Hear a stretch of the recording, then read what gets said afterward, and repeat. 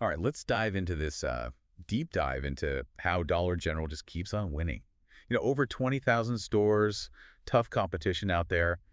Someone really wanted us to break this down. Yeah, they sent us a stack of their financials. 10Ks for 23, 24, even the latest quarterlies. Like getting a peek behind the curtain. Absolutely, especially with all these new store formats they're trying out and how they're growing. So let's start with the basics. Hmm. Where's the money coming from? Hmm. Obviously, they're selling things, but like, what's the mix? What are people actually buying at Dollar General?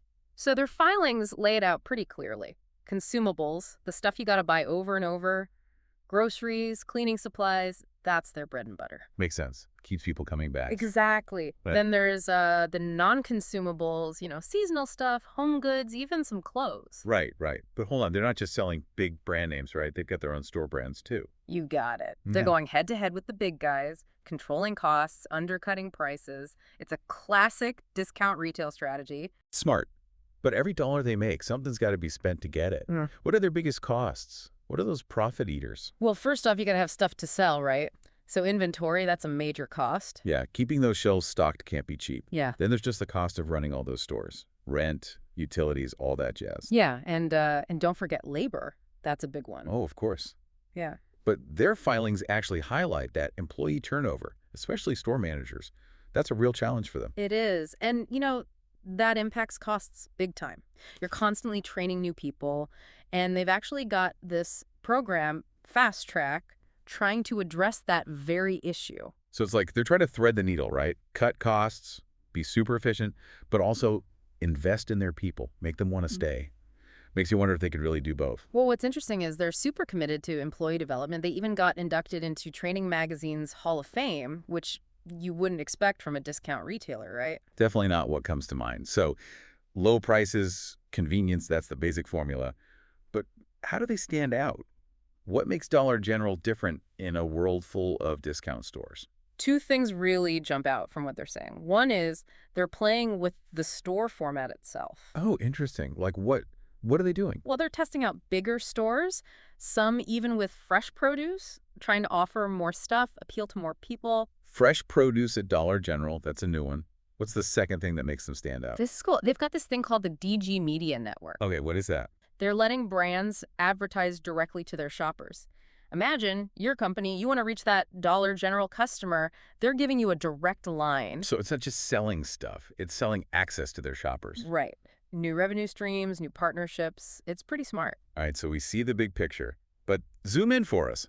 What are those day-to-day things that Dollar General absolutely has to get right to make this whole machine work? Well, you got to start with inventory management. Keeping those shelves stocked, the right stuff at the right time, that's the heart of their low-cost model. Makes total sense, but how do they actually do that? With so many stores and so many products.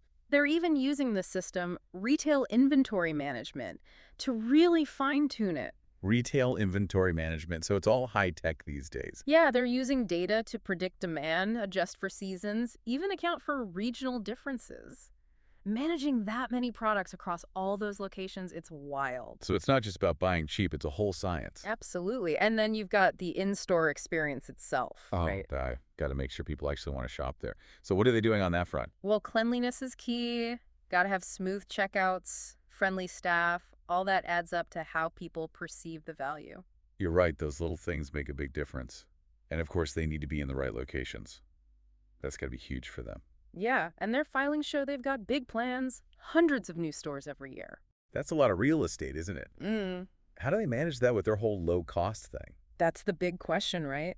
Choosing the right spots for new stores, figuring out when to remodel or even relocate, it's a delicate balance. We'll dig into that more in part 2 of our deep dive. Picking up on that real estate thing, it's not just about finding cheap rent. They're looking at demographics, traffic patterns, even where the competition is. Oh, yeah. Got to know who your neighbors are. Absolutely. It's about maximizing that investment, making sure every new store counts. Smart. And speaking of new locations, they're not just sticking to the U.S., right? They're making moves in Mexico. Right, that's where things get really interesting. Their filings show they're taking a careful approach down there, starting with a smaller store format. Like a test run. Exactly, dipping their toes in the water before diving in headfirst. Makes sense. Got to learn the ropes in a new market. Yeah. Why the smaller format? It's all about managing risk, being flexible. They're figuring out local tastes, what works, what doesn't. It's a whole different ballgame down there. Totally different culture, regulations, even getting the products there, the whole supply chain. It's a bold move, but if they can pull it off. The potential's huge, right? Imagine if they can replicate their U.S. success in Mexico. Exactly. And the lessons they learn along the way, that could be invaluable for future expansion, maybe even other countries. Makes you think, what's next for them? Yeah. But let's jump back for a sec to something we touched on earlier, their employee development program. Right, right. It seems kind of counterintuitive, right? They're all about low costs, but then they're investing in their people. Hmm. How does that fit in? Well, they're walking a tightrope, Yeah, They got to keep expenses down, but they also realize that if you invest in your employees, they're more likely to stick around. less turnover, less training new people. Exactly. And happy employees generally mean happier customers, Right. right? So they're banking on that, translating to better service, more sales, all that good stuff. Precisely. And it's not just a hunch, they've got data to back it up. Their filings mention they've actually increased labor hours in stores. Oh, wow. To improve things for both employees and customers. Yeah, enhancing store standards, improving the employee experience. They're putting their money where their mouth is. That's pretty bold for a company known for pinching pennies. Yeah. So what's the logic there? What's the return on that investment? Well, they're acknowledging that long term, a better work environment reduces turnover, which saves money in the long run. You're not constantly scrambling to fill positions. Right, makes sense. Plus, like you said, happier employees tend to give better service, which can boost sales. It's a win-win, in theory at least.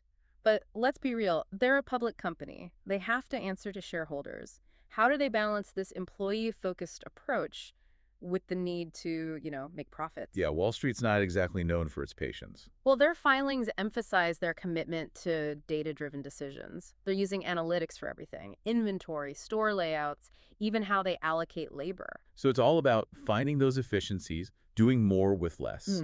Exactly. And that's how they justify these investments. They're saying, look, we can be good to our employees and deliver strong results for our shareholders. It's a compelling argument.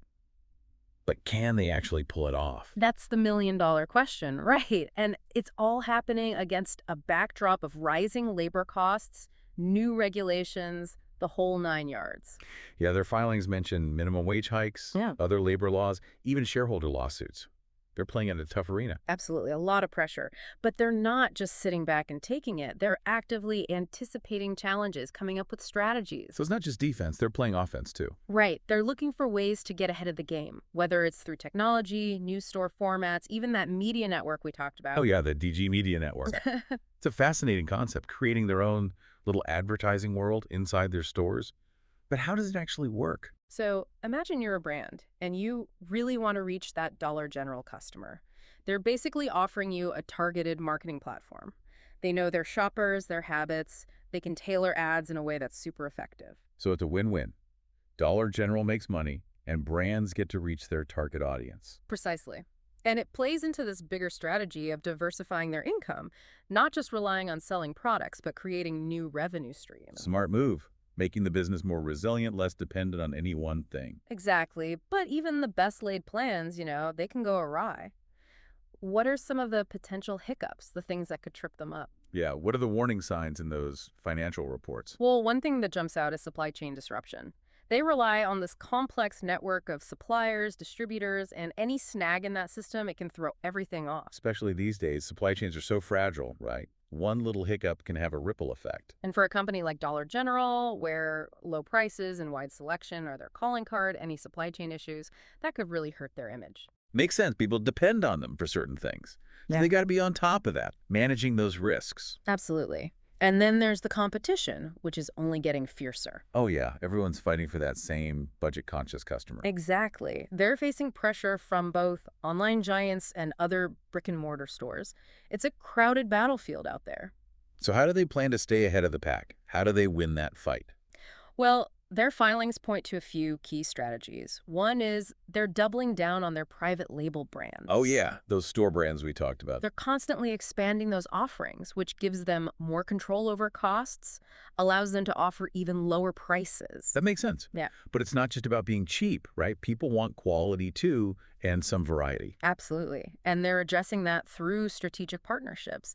They're teaming up with well-known brands to offer exclusive products, create a bit of buzz, make shopping there more exciting. So it's finding that balance, value, but also something special, something you can't get anywhere else. Exactly. And then, of course, there's technology. They're investing heavily in data analytics, using it to optimize inventory, personalize the shopping experience, even target their marketing more effectively. So it's about making the whole operation smarter, more customer focused. Precisely. But technology can be pricey, right? Yeah. How do they square that with their low-cost model? Yeah, where's the money coming from for all that? That's where their commitment to operational excellence comes in. They're constantly looking for ways to streamline processes, cut waste, improve efficiency. So it's like squeezing every last drop out of the operation. Exactly. They're even experimenting with automation in their distribution centers, trying to reduce labor costs. So it's a multi-pronged approach, right? Investing in tech, optimizing operations, expanding product offerings. A lot to juggle. They've got a lot on their plate, but their track record shows they're pretty good at juggling. Yeah, they figured something out. Yeah. But one thing that really struck me in their filings is their long-term vision. They're not just thinking about next quarter, next year. They're looking way ahead. Yeah, it's refreshing to see, right? So many companies are just obsessed with the short term. So what is their long-term vision? What's the big picture they're painting? They see themselves as more than just a discount retailer. They want to be a one-stop shop for their customers, offering everything from groceries to financial services, even healthcare products. Wow, that's ambitious. It's like building a whole ecosystem around their core business. Exactly. They're creating this network of interconnected services, all geared towards their customers' needs. It's a bold move, but if they can pull it off. The potential is huge. It could completely reshape how people think about Dollar General. So it's clear Dollar General is not standing still. They're constantly evolving, innovating, pushing the boundaries of what a discount retailer can be. And it's fascinating to see how they're using their financial strength, their expertise, and their understanding of their customers to fuel that growth. But let's not forget, they're not invincible. They face real challenges like we talked about. Competition, supply chain risks, a changing regulatory landscape. Absolutely. Yeah. How they navigate those challenges, that's what will determine their ultimate success. It's a story that's still being written, and we'll definitely be keeping an eye on it. But before we wrap up this part, let's circle back to their expansion into Mexico. What are the key lessons there, the things other businesses can learn from? Their approach in Mexico is a great example of how to enter a new market strategically. They're starting small, testing the waters, adjusting their model as they go. So it's a measured approach, not just jumping in with both feet. Exactly. They're acknowledging that what works in the U.S. might not work in Mexico. They're taking the time to understand the local market, build relationships, tailor their offerings. Smart move. Yeah. But it also takes patience, right? And a willingness to learn from mistakes. Absolutely. It's a good reminder that even the most successful companies can't afford to get complacent. They need to be constantly learning, evolving to stay ahead of the game. That's a lesson any business can take to heart, big or small. And it's one of the many insights we've gained from this deep dive into Dollar General's business model. We've covered a lot of ground, but we've only scratched the surface. There's always more to explore. Exactly. And we encourage our listeners to keep digging, do their own research. Stay curious, stay informed, and stay engaged with this ever-changing world of retail. We've really dug into Dollar General's playbook, huh? Expansion, employee training, even their own advertising network. It's a lot. It is, but you know what's impressive? How they bring it all together. It's not just random moves, it's a whole system. Yeah, like a well-oiled machine, every part working in sync. Exactly. And at the heart of it all, this relentless focus on efficiency, giving customers the most bang for their buck. Masters of the penny pinch, but then they turn around and invest in things like training and technology. Seems like a contradiction. It's a balancing act for sure, but they seem to be making it work. So far, so good. But let's not sugarcoat it. They've got challenges too. right? In their reports, they talk about supply chain problems, labor costs going up, competition breathing down their neck. And they're not hiding from that. They're actively tackling those issues with new strategies, better operations, and of course, technology. So it's not just reacting, it's getting out ahead of the problems, trying to control the narrative. Exactly. Anticipate, adapt, overcome. That's the name of the game. Well said.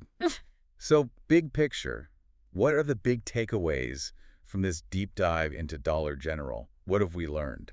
I think the biggest takeaway is they know what they're good at and they stick to it, like a laser focus on those core strengths, efficiency, value, convenience. Dollar General formula. Exactly.